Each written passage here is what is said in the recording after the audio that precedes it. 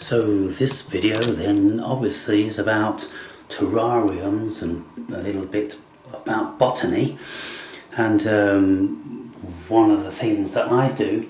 So first off, I'll just show you,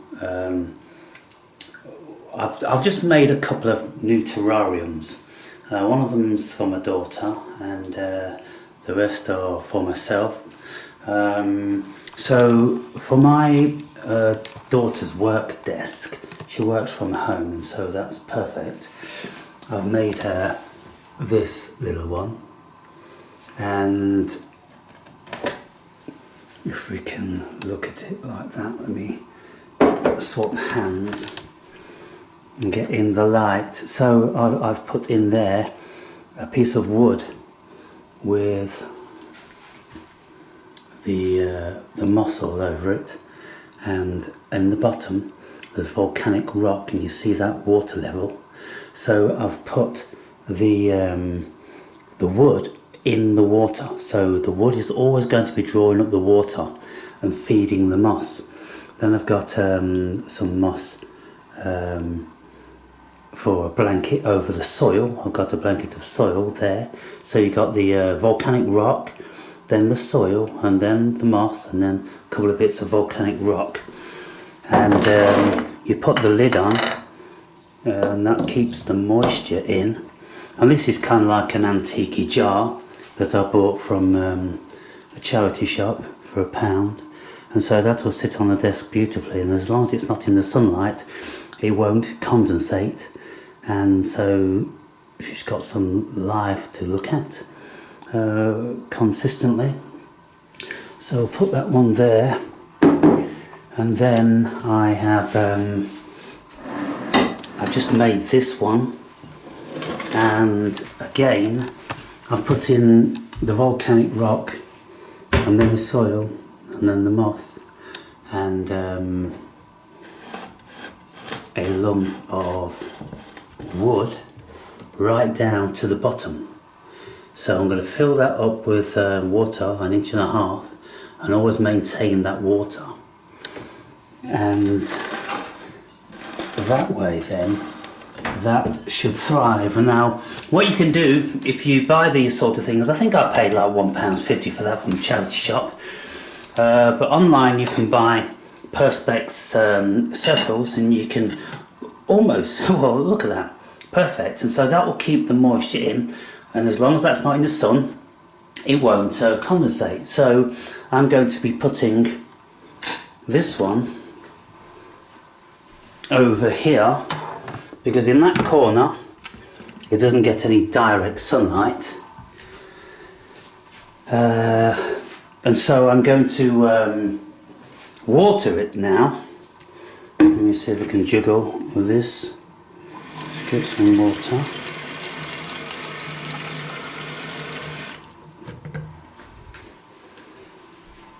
And I'm going to pour the water all over the wood, so that drips and drains down, and we can see that the water level has just gone up to there, which is exactly where I want it to be, because I always want this soil to be moist.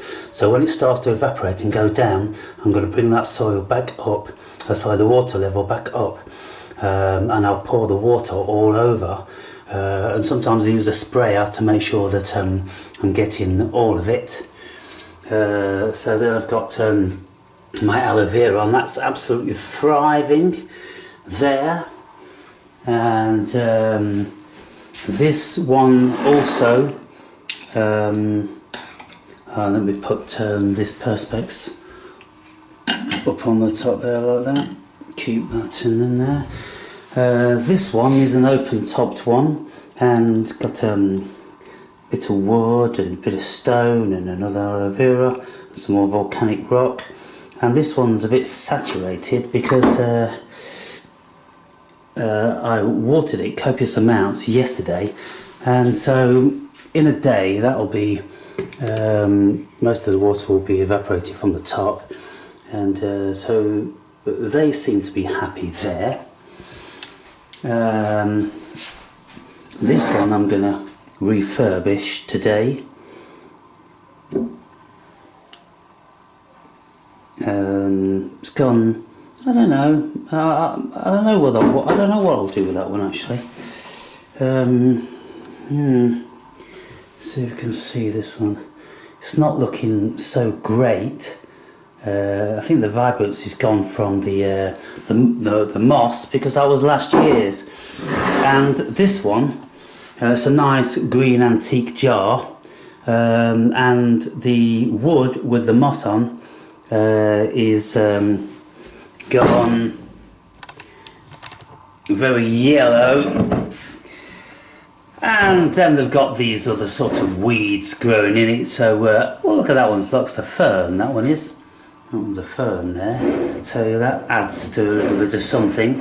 But I think I'll probably take that wood out and maybe put this one in its place, as that one's much more vibrant.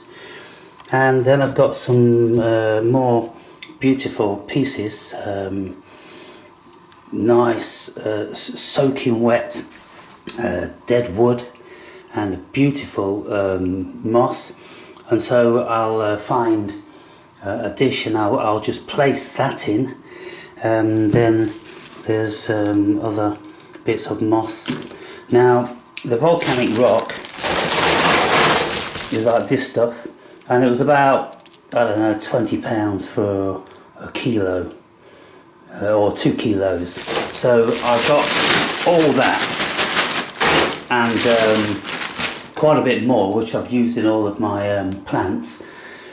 Then I get some nice soil from a nice wooded area which hasn't been messed around, you know, not a farmer's field or anything like that. Then over here I've got my oak saplings. Now what happened to these is they're from last year and they all started to germinate very, very quickly. But they caught what's called powder mildew. And so I had to cut all the leaves off, and this powder mildew will destroy many plants. And when you look at a leaf like that, it's got all this white fungi powder over it, and if you leave it, then it'll just kill all the leaves. So one remedy, how I saved these, was to spray 50% milk and 50% water. So a milky water concoction, whole milk, something in the milk, the fats, whatever, kills the powdery mildew. But it still keeps coming back now and again, and I think it's attributed to the soil. There's something in the soil. And so, in my bedroom, I have, this one was from last year, so that one's 2 years old this fall. That one's doing great. These are this year's and they're doing fine. No powdery mildew on those. These down here, they're all starting in varying ways. Some are getting on much better. I'll be repotting that one shortly. And then I'll keep several of them as house plants. And then I will take the rest of them out and pot them in my favourite regions.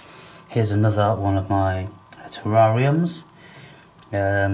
This, when I first made it, was very, very green and beautiful and colourful, but over the winter time it's not been that happy. Beautiful holly tree to keep the devils away, keeps the witches away, you know, people. You see, in folklore they used to plant these holly trees in your gardens, and they used to plant them in hedgerows, so because they knew that the witches would jump along the hedgerows. But if you planted a holly tree in the middle of a hedgerow, then they couldn't go any further. Goodness me, the things we used to come up with. Then this one here, that one's doing quite well. Seems to enjoy it there. Put it there so it gets a little bit of light. Then I've got this variety of moss. This stays green for a long time, this variety. It's a finer matted moss, and that's at least a year old, maybe 1.5 years old, that is. But they were absolutely fluorescent green like this when I first picked them, and it's amazing how long they stay green for. So they're due to be refurbished, and so it's all in keeping with the natural environment that I like around me.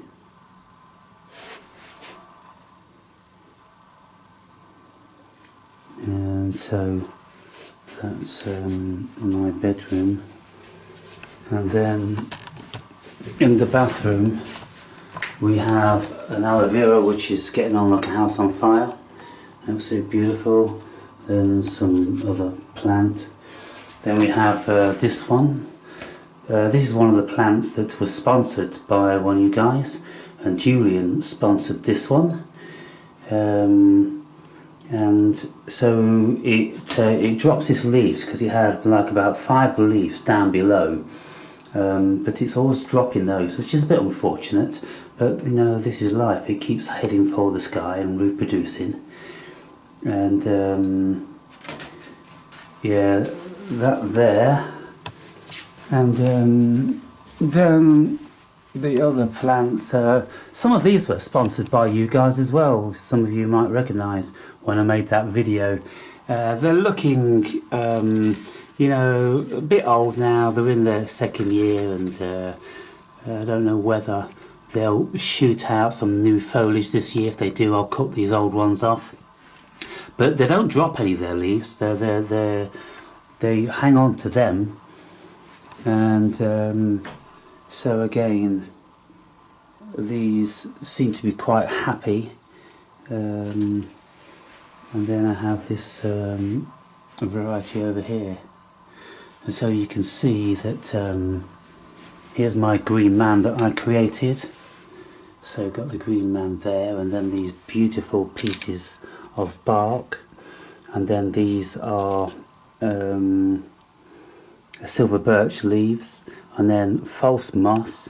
So very happy with that. This door handle is 150 years old apparently. It come from Malta. I bought it on the internet for £20. I wanted something very befitting. This here, pixie wrapper, that cost me £7.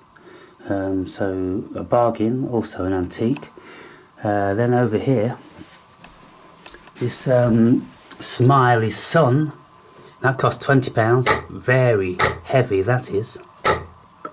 And look at this, how I found that ring from a tree in the woods. What else? I've got my walking staffs over here. Different staffs for different woods. This one is a silver birch. This one is a cherry tree. This one is a sycamore. This one is a holly, and this one is an ash. So different staffs for different environments, because you know, it doesn't feel right if you've got the wrong staff, and that's a bizarre thing. Then I keep all of these. These are my twins, my little sweethearts. You see, when Providence had her babies, she had 2 identical females, and then she had 1 male. These are always together, whilst the other one's a bit more reserved and insular, the boy. And so I just keep these things here. And this mushroom here is very old, and I looked on the internet for mushrooms, and I found this one, and I really liked it, because that looks like a porcini, or a cep bolete. They call them cep boletes, or in America they call them porcinis. They are beautiful and tasty, and I've only ever eaten one of those about that size. Absolutely incredible find. But that came from my home village where I grew up in. Would you believe that? All the places I could have got stuff all over the world, that came from my home village, so I had to have that. Then down here I bought these two incredible mushrooms, beautifully lathed and fashioned. And then these things, they grow on silver birches. They're like hoof fungi. And this one here, look at that, it's got all its babies going on. So they grow on trees like that. And then the little babies coming off, which is very unusual. I've only ever seen that one. But I love all that stuff.